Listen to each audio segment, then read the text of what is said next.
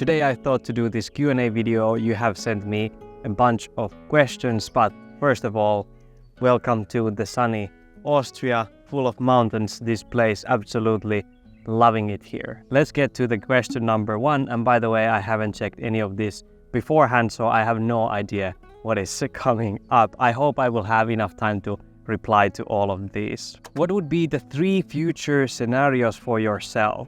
Futures being, let's say, 7 to 10 years from now.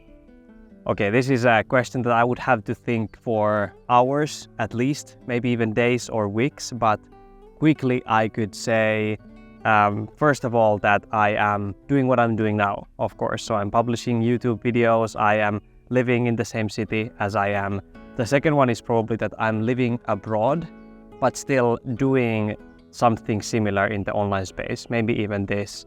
And the third one is, let's say, that I live in my city, but I don't do this at all. I'm in a completely different industry. Maybe I am working in a company and I have a big mission somewhere else. They're kind of similar. I don't know if the point was to have completely different ones, but at least there are 3. Next one, do you prefer to pursue your values, I guess, or being a professional in living your life? And please tell me why. For me, it's definitely about values. I think that is also how you become a professional. I don't think you cannot be really a professional or perceived at least as a professional if you are not living aligned with your values. So let's say you are a professional athlete, but you are eating junk food all the time. I don't think that that is too professional. I don't care too much about being professional in anything. I don't care about that status. I care being professional in living a meaningful life. So, and that is about pursuing my own values and living aligned with those. I don't actually think that it's either or. I think it can be both. Question number 3. Could you assist me in finding ways to break free from societal beauty norms? This is actually something that I haven't been struggling too much in my life, except of course when I was a teenager. I think it's a time where everybody is thinking about beauty standards, and once you grow up it gets easier. At least that's my personal experience. But I would say it's important to think, why do you need to have certain beauty standards? Who you are trying to impress? Is it for the other people? And if it is, then to understand you will never be enough for somebody else. There will always be a person who has different beauty standards than you. If we are talking about the societal beauty standards, I think many of those are very toxic, especially for women. So I would challenge those. And today I actually saw a very good quote from somebody who was, I don't know, like a goes to gym fitness person essentially, said that her goal is not to become skinnier. That's not why she's working out. Her goal is to become stronger physically and mentally. So I think that that's an excellent way to challenge this. I think this is a topic that would require a video of its own. In this Q&A video, I think would be so hard to go deep into this, but I hope that at least was a little bit helpful to think about why do you have those and then challenge them and think what could be the alternative, a healthier version of that. And I think self-acceptance in general is very important. How do you justify the existence of salmiakki? I don't know. So for the context of people who don't know what is salmiakki, it's like this salty licorice, something we eat a lot in Finland. Awful. It's awful. Not my favorite either, so I don't know.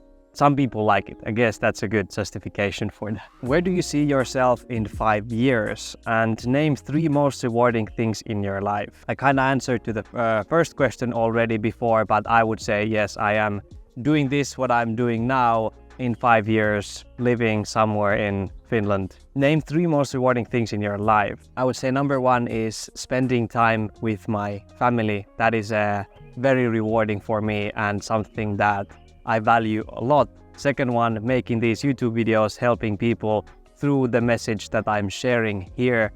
And the third one, rewarding, I would say exercising, finding something that really clicks with you, that you love doing for your body and for your mind through movement. For me, that is running and, well, overall, trying different sports. Extremely rewarding in my life. What is your favorite food to cook at home? I love making homemade lasagna with fresh pasta and ingredients. I have to say, I'm not spending a lot of time cooking these days, or at least effort. I used to do that a lot. These days, I just cook what is in the fridge and whatever I feel like cooking in that moment. So I don't have anything specific that I like to cook. Anything vegan, I guess. Rachel asks, hello, how have you been? The Simple Life Blueprint continues to help and I keep going back to it every now and then for different perspectives. Do you plan on doing more of these with more specific topics? Thank you for asking. I am doing very well. It was a little bit hard, I have to say, coming here. It was raining and I had to leave home. I wasn't sleeping too well before and everything because of traveling and all the stress and all that. But now I'm feeling excellent. I feel very relaxed. There's not much I am doing here. It's a lot of just relaxation, visiting places, taking pictures, filming stuff. I'm very happy to hear that the Simple Life Blueprint has been helpful for you. I tried to make it as good as I can, and my plan is to help people in this transformation, to create the life that they love, live a meaningful life aligned with your own values. I think I will make courses and helpful guides, things like this also in the future. Right now, I don't have any plans. YouTube is the only thing that I'm focusing on right now, but probably in the near future, I will add something there or do something completely new. Yes. Milan Smore asks, what are your running goals? Currently, I have been injured.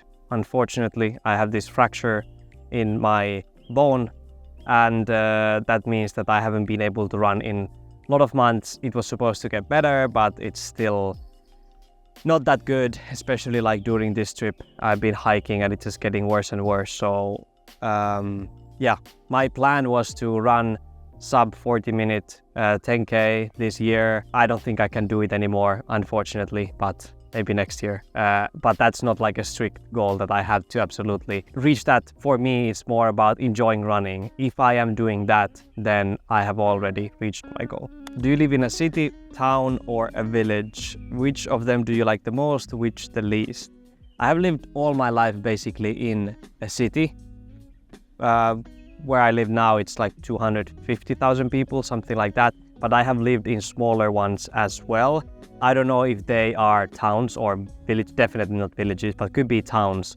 So I lived on a small island before in Italy. So that could be called a town. I would say I like small places. I like towns. I like villages a lot. I have not lived permanently, like for a long time, especially in a village like what we have here in Austria.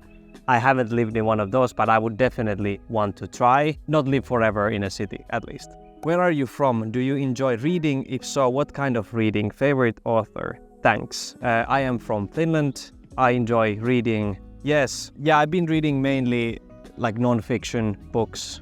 A little bit fiction when I was younger, but now I read just non-fiction books. Currently reading a book from the Minimalists that is about minimalism.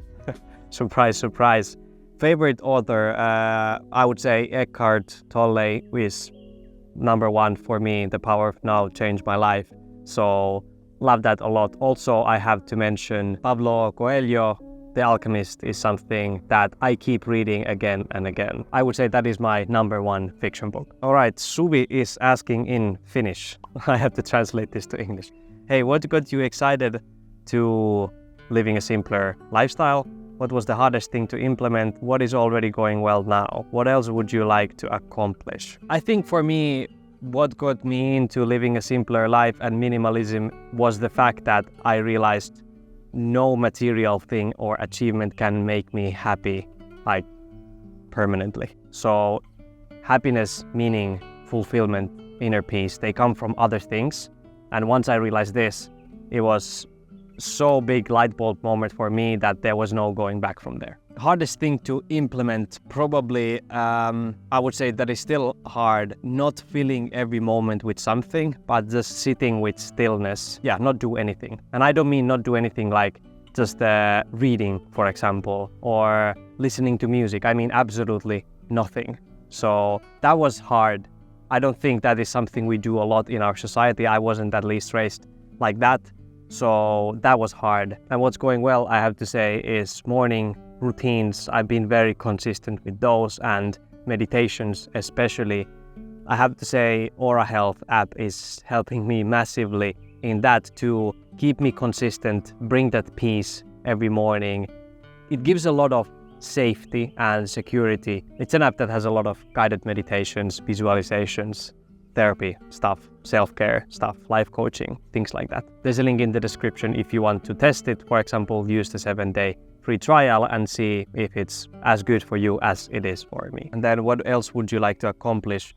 I don't know. There's not a lot that I feel like I want or need to accomplish. As mentioned before, I would like to try living in different places, different environments, and that's something that is also related to simple living, at least for me. Sorry if the sun is constantly moving in my face. It's nature. I cannot really change that. It is what it is. Spooked Too Soon asks, what was your dream job when you weren't a minimalist? How about now? This is actually something that I talk in my course, but it was a police officer. That was the path for me. That was something that I absolutely wanted to do. That was the only thing that I thought I could do, I guess, with my life, because of the meaning part of it. But now it doesn't fit anymore exactly what I want to do. I still want to help people, as you probably know, but just do it in a different way. And now my dream job is this. So post videos on YouTube, make online products that help people to improve their lives and create meaningful lives. That is something that brings me a lot of fulfillment, meaning into my life, and I'm absolutely loving it. What inspired you to do YouTube videos? Would you live also in another country? If yes, where? Thanks. The biggest inspiration for me to do YouTube was to help people while still being a creator. How can I say? That I am in charge of what I do. I am an entrepreneur, I guess you could say. And I was also, and still am, passionate about making videos. I love them. I've been doing them for quite some time, always had the spark in me to create this. So that is really what inspired me.